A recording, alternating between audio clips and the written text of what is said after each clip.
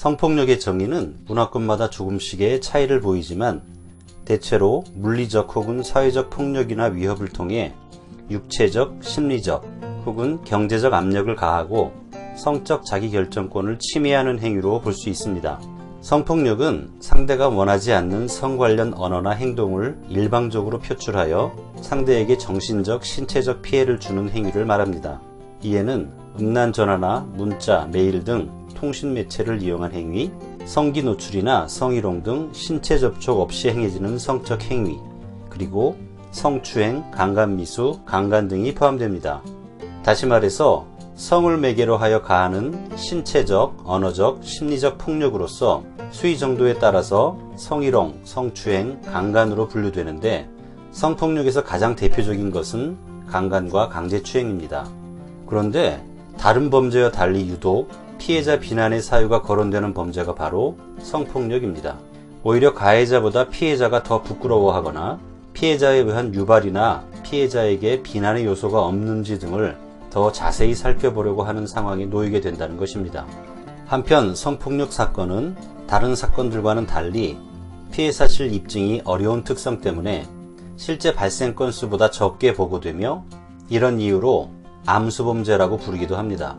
일부 연구자들에 의하면 여성이 일생 동안 강간을 당할 확률은 대략 20%가량이라고 주장하였는데 이러한 성폭력은 피해자에게 우울, 불안, 공포감 등과 같은 심리 정서적 문제, 자해 및 자살과 같은 자기 파괴적인 행동과 신체적 증상 등 외상 후 스트레스 장애를 남길 수 있으므로 심각한 문제라고 할 수 있습니다. 다만 이러한 성폭력이 허위로 고소가 된 경우 무고죄로 처벌될 수 있습니다. 무고죄란 형법 제156조에 규정된 것으로서 타인으로 하여금 형사처분 또는 징계처분을 받게 할 목적으로 공무소 또는 공무원에 대하여 허위의 사실을 신고한 자는 10년 이하의 징역 또는 1,500만원 이하의 벌금에 처한다 라고 되어 있습니다.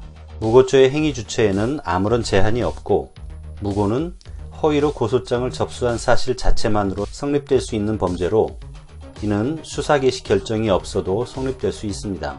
다만 허위로 신고한 자가 재판이 확정되기 전 혹은 징계 처분을 받기 전에 자백 또는 자수한 경우에는 형을 감경 또는 면제할 수 있습니다. 여기서 허위의 사실이라는 요건을 구체적으로 살펴보면 먼저 객관적 요건으로서 신고한 사실이 허위여야 하고 주관적 요건으로는 신고자가 그 사실이 허위임을 알아야 한다는 것입니다.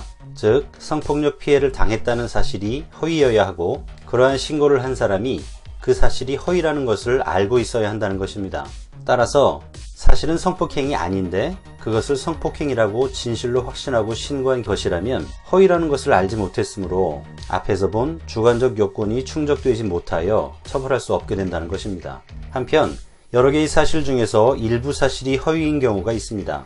여기에는 다시 두 가지 유형으로 나눌 수 있는데 여러 개의 혐의 사실 중 일부 사실이 허위인 경우와 하나의 혐의 사실 중 일부가 허위인 경우가 그것입니다.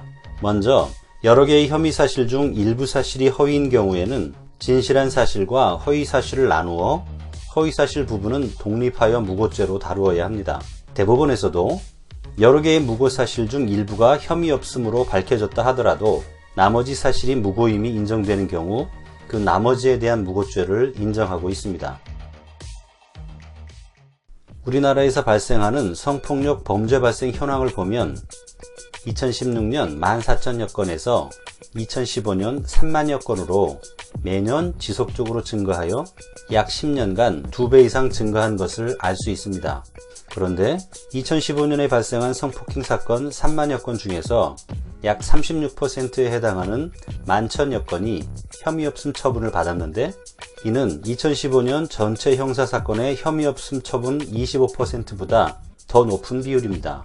이는 허위사실로 상대방을 해코지하거나 망신을 주는 무고행위가 끊이지 않고 있다는 자료라고 할 수 있습니다.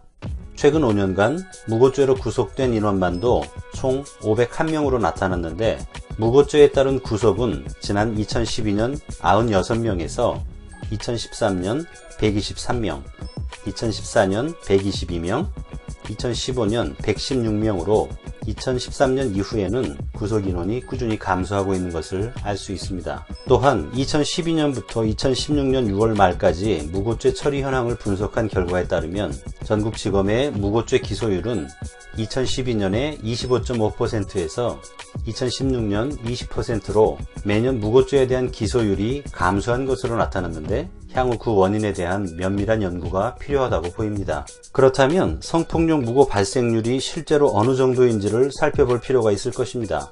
이와 관련하여 국내에서는 성폭력의 허위 신고와 무고죄로 처벌된 정확한 통계를 구하기는 어렵고 국외의 연구자료에서는 약 2% 정도로 추산하기도 하지만 이 역시 근거는 불확실하다고 합니다. 다만 경찰청 통계에 따르면 2016년 전체 무고죄 발생 건수는 모두 3,617건으로 2011년 2,734건에 비해 약 32% 증가했으며 이 중 성범죄 무고가 차지하는 비율은 전체 무고죄의 40%가량인 것으로 집계됐다고 합니다. 총 3,617건 중 40%라면 대략 1,446건 정도가 성범죄 무고죄라는 것인데 앞에서 2015년에 발생한 성범죄 건수가 약 3만여 건으로 조사되었다고 하였으므로 대략적으로 약 5% 정도는 무고라는 결과가 됩니다. 물론 이 수치는 정확한 통계에 기반한 것이 아님을 감안해야 할 것입니다. 유의할 것은 성범죄의 경우 혐의 없음으로 처리된 비율이 전체 형사사건 대비 약 10% 정도 높았다는 점입니다. 이를 두고 보는 시각에 따라 해석이 달라질 수는 있는데 대개 성범죄는 은밀히 이루어지는 특성상 증거가 뚜렷하지 않다는 점, 피해자인 여성에 대한 왜곡된 인식 등이 원인이라고 보는 주장도 있고 반면 경제적 이익 취득이나 불륜에 따른 책임 전가 내지 체면 유지 등과 같은 동기가 성폭력 무고죄의 원인이라고 보기도 합니다. 어찌되었든 두 가지 경우 모두 적지 않은 문제점을 내포합니다. 성폭력 피해자를 보호해야 하며 가해자를 엄벌해야 한다는 점은 의문의 여지가 없습니다.